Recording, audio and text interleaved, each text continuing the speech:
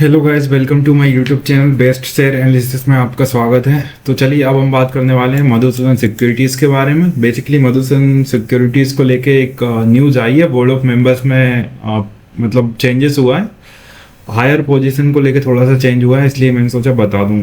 तो मधुसूदन सिक्योरिटीज़ की अगर हम बात करें तो इसका शेयर प्राइस 18 रुपये 7 पैसे पे ट्रेड करके क्लोज हुआ है आज के दिन, जो कि 0.43 पैसे की बढ़त दिखा रहा है, जो कि 2.44% घंटे का होती है। और ये पीएससी पे लिस्टेड है, एनएससी पे कंपनी लिस्टेड नहीं है, स्मॉल कैप कंपनी है।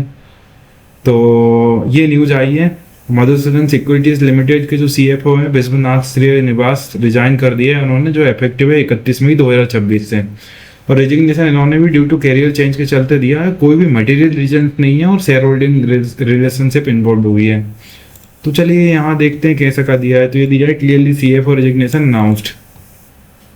तो सीएफओ ने रिजाइन दिया है। सीएफओ का नाम है विश्वनाथ श्रीनिवास। रिजाइन इफेक्टिव इनका है 31 मई 2026 से। रीजन दिया है परसुइंग अनदर करियर अपॉर्चुनिटी। तो दूसरी कंपनी स्विच कर रहे होंगे, बढ़िया अपॉर्चुनिटी इन्हें मिल रही होगी, सब लोग यही करते हैं। तो ये नो मटेरियल रीजन कोई भी नहीं दिया है गिवन बियॉन्ड करियर चेंज के अलावा और कोई रीजन बिल्कुल भी नहीं है।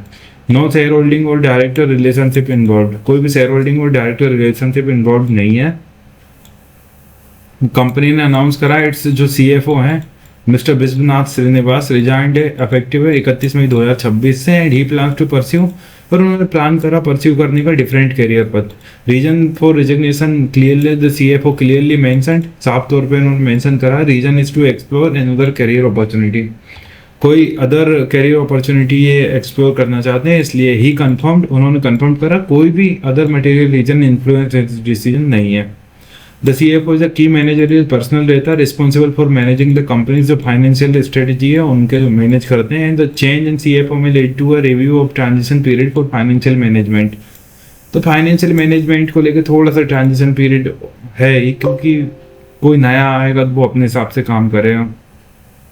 और मिस्टर जो श्रीनिवास हैं डज नॉट होल्ड, कोई भी शेयर्स कंपनी में ये होल्ड नहीं करते, indicating no direct financial stake impacted by this change. तो कोई भी डायरेक्ट फाइनेंशियल स्टेक इम्पैक्ट नहीं आएगा कंपनी के ऊपर, क्योंकि ये कोई भी शेयर्स होल्ड नहीं करते। There are no related director relationships noted which simplifies the transitions. तो कुछ भी ऐसा है नहीं। तो जो रिजाइन है वो डेफिनेटली एक्सटेंडेड कॉर्पोरेट अपडेट है, लीडरशिप चेंज है at the financial management level and no indication of disagreement, कोई भी इंडिकेशन ऐसा नहीं डिसएग्रीमेंट का और एडवर्स रीजंस का मेंशन करा हुआ है। Suggesting a routine personal change है, routine personal change. Investor may view this as an opportunity for press. तो कोई भी प्रेस फाइनेंशियल लीडरशिप मिलेगी इन्हें, but such changes are common.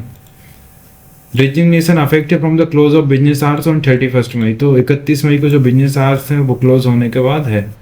तो ट्रांसपेरेंसी का इन्होंने क्लियरली सेबी का जो भी रेगुलेशन है उसके तहत इन्होंने स्टॉक एक्सचेंज को अपडेट कर ही दिया है। तो ये कहानी सी थी मधुसूदन सिक्योरिटीज को लेकर न्यूज़। इसी तरह और भी स्टॉक रिलेटेड न्यूज़ जानने के लिए हमारे चैनल को लाइक से सब्सक्राइब करना ना भूलें। Thank you.